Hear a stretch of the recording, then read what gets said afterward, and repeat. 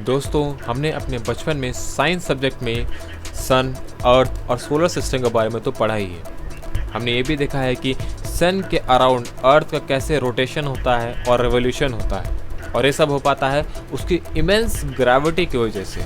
पर क्या आपने कभी सोचा है कि इस ग्रेविटेशनल पुल की वजह से अर्थ और सन का कोलिजन क्यों नहीं होता, वो भिड़ते क्यों नहीं है? अगर सोचा है तो वेल थॉट, और अगर नहीं सोचा है तो चलिए इस वीडियो में आज हम थोड़ा सोच लेते हैं। जैसा कि हम जानते हैं कि अर्थ एक सर्कुलर मोशन में मूव करता है सन के अराउंड, और इसी सर्कुलर मोशन की वजह से सन का ग्रेविटेशनल फोर्स एक सेंट्रीपिटल फोर्स में कन्वर्ट हो जाता है। सेंट्रीपिटल फोर्स का मतलब सेंटर की तरफ लगने वाला फोर्स।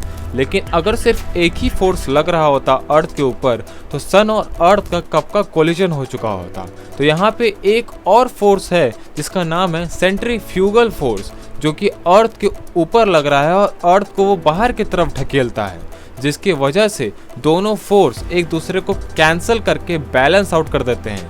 मतलब एक फोर्स जो अर्थ को अंदर की तरफ खींच रहा है और एक फोर्स जो अर्थ को बाहर की तरफ ढकेल रहा है। ये दोनों फोर्स तभी लगते हैं जब कोई ऑब्जेक्ट सर्कुलर मोशन में होता है, और अर्थ और सन के बीच में कुछ ऐसा ही क्राइटेरिया फुलफिल हो रहा है, जिसके वजह से ये दोनों फोर्सेस के बीच में एक बैलेंस क्रिएट हो रहा है और अर्थ ना ही सन से टकरा रहा और ना ही सन से दूर जा रहा है, और फाइनली अर्थ सेफली सर्कुलर मोशन कर पा रहा है।